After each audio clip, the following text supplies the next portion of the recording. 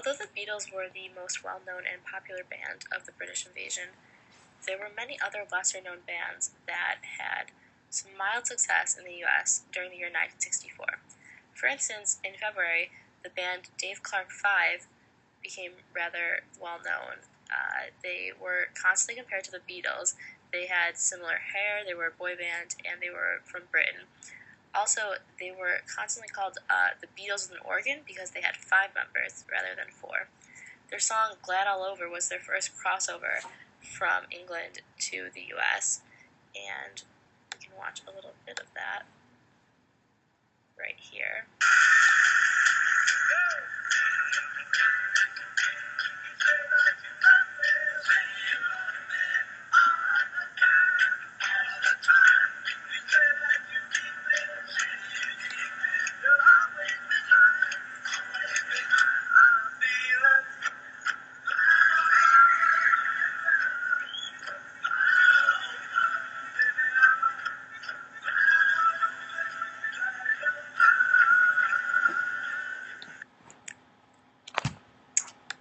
So we can see that there were 5 of them, and they actually had a bit of a harsher sound than the Beatles in the beginning.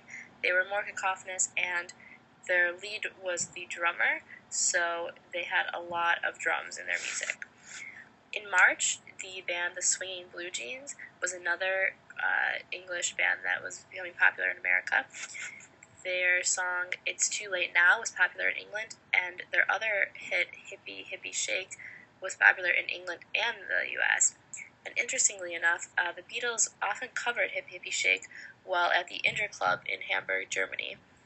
The Swinging Blue Jeans were winners of a Liverpool talent contest, and they even had their own radio show in England for a while.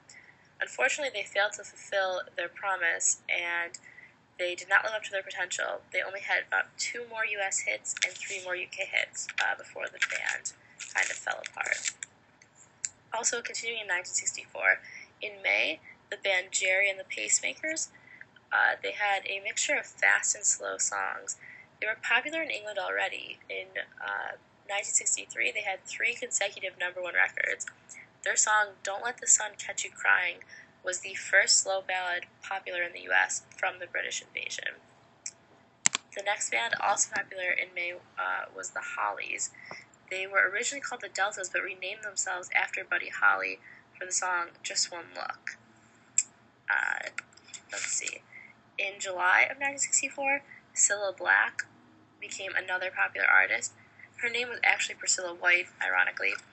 She had 24 hits in England since 1963, and her songs You're My World and You've Lost That Lovin' Feeling were her most popular. You're My World making it to the top 30 in the US. In September, the Honeycombs became another really well-known band in the US. They're the only invasion combo with a woman, that woman being Anne Honey Lantry. And like the Dave Clark Band, they were pretty heavy on the drums, with Anne Lantry was actually the drummer. So their song Have I the Right was their only popular song. It was they were one-hit wonders, but it was popular in both England and the US. Finally, in December, Petula Clark became well known for her song Downtown, and she appealed to an older generation, which was a little bit unusual because a lot of these younger bands and groups were the rock and roll era, and they were appealing to the younger generation. So when Petula Clark came in and sang Downtown, she kind of got the younger generation mixed with the older generation, so that's where most of her success came from. So just some visual aids. Here is the Dave Clark 5 band on the left. As you can see, they are all pretty well cut. They look kind of like the Beatles that we know from the beginning. And similarly, Gerry and the Pacemakers on the right have that clean-cut look, that British look. You can tell their suits, their ties, they look like the British invasion that people tend to think of when they think of early Beatles. In this case, on the left, we have the Honeycombs, with Anne Lantry in the middle on the drums, and on the right is Petula Clark.